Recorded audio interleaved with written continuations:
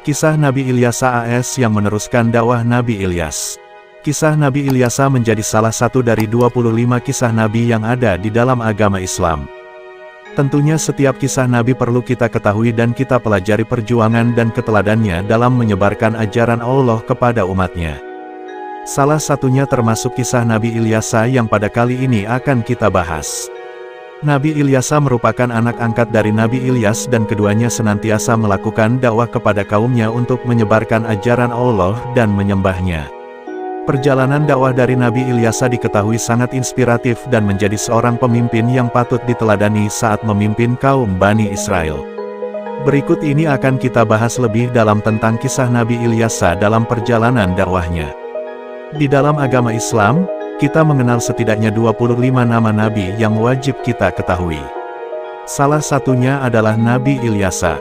Di dalam Al-Quran, nama Nabi Ilyasa disebut sebanyak 2 kali yakni pada surat Al-An'am ayat 86-87 yang artinya, dan Ismail, Ilyasa, Yunus dan Lut.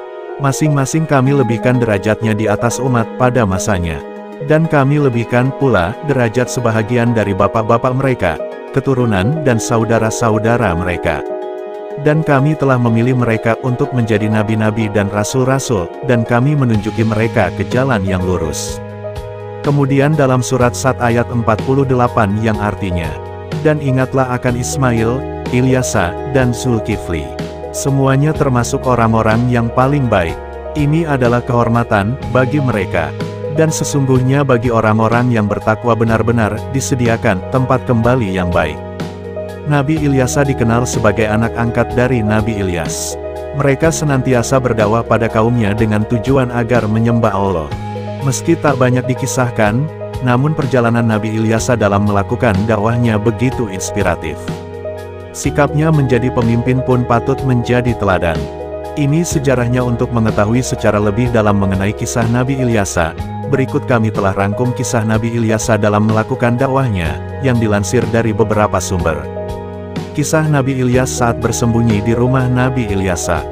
Dari silsilah keluarga yang dapat dilihat, diketahui bahwa Nabi Ilyasa merupakan anak kandung dari Asbat. Namun Nabi Ilyas menjadikan Nabi Ilyasa sebagai anak angkat. Karena itulah, kisah Nabi Ilyasa erat kaitannya dengan Nabi Ilyas. Dalam beberapa riwayat pernah dijelaskan bahwa Nabi Ilyas sempat dikejar oleh kaumnya yang durhaka. Mereka yang tak patuh pada Nabi Ilyas pun mendapatkan azab berupa kemarau panjang. Ketika segerombol kaum durhaka mengejarnya, Nabi Ilyas bersembunyi dalam rumah Nabi Ilyasa. Saat itulah, Nabi Ilyas bertemu Nabi Ilyasa yang masih sangat belia, namun menderita penyakit keras. Melihat kondisi Nabi Ilyasa yang tengah sakit, Nabi Ilyas pun memohon pada Allah untuk menyembuhkan Nabi Ilyasa. Setelah kejadian itu, hubungan Nabi Ilyas dan Nabi Ilyasa semakin dekat.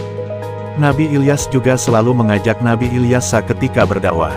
Nabi Ilyasa berperan penting dalam meneruskan dakwah Nabi Ilyas. Setelah Nabi Ilyas wafat, banyak kaum Bani Israel yang semula telah dituntun untuk ke jalan yang benar oleh Nabi Ilyas menjadi kembali durhaka dan menyekutukan Allah. Setelah itu, Nabi Ilyasa juga baru menyadari bahwa manusia adalah makhluk yang begitu mudah lalai dan kembali ke jalan sesat. Sepeninggal Nabi Ilyas, tak gentar dengan berbagai rintangan, Nabi Ilyasa berusaha mengembalikan kaumnya ke jalan yang benar. Nabi Ilyasa terus menyeru menyembah Allah kepada kaumnya. Nabi Ilyasa juga selalu mengingatkan kaumnya tentang adanya hari akhir, beserta surga dan neraka. Tak hanya itu, Nabi Ilyasa juga menjadi raja dan pemimpin yang arif bijaksana. Selama masa pemerintahannya, Nabi Ilyasa berhasil menciptakan tatanan masyarakat yang makmur dan sejahtera. Menurut beberapa riwayat, ada banyak dugaan bahwa Nabi Ilyasa adalah raja yang menyerahkan kerajaan pada Nabi Zulkifli. Nabi Ilyasa disebutkan tak memiliki keturunan, sehingga beliau mewariskan kerajaannya pada orang yang mampu memenuhi syarat. Beliau mengumumkan akan memberikan tahta pada orang yang sanggup berpuasa saat siang hari, beribadah pada malam hari, dan tak pernah marah. Wallahu a'lam bishawab. Hikmah yang dapat kita ambil dari kisah Nabi Ilyasa ini adalah sebagai berikut. Nabi Ilyasa merupakan sosok seorang pemimpin yang baik adalah yang mampu menciptakan masyarakat rukun, damai, dan makmur di bawah lindungan Allah. Belajar mengerti pentingnya mematuhi pemimpin. Semasa Nabi Ilyasa hidup, Bani Israel selalu patuh dan menuruti segala perintah yang diserukan kepadanya, sehingga mereka hidup aman dan makmur. Setiap umat yang durhaka kepada Allah, pasti akan menerima azab, kemudian digantikan oleh umat yang lainnya.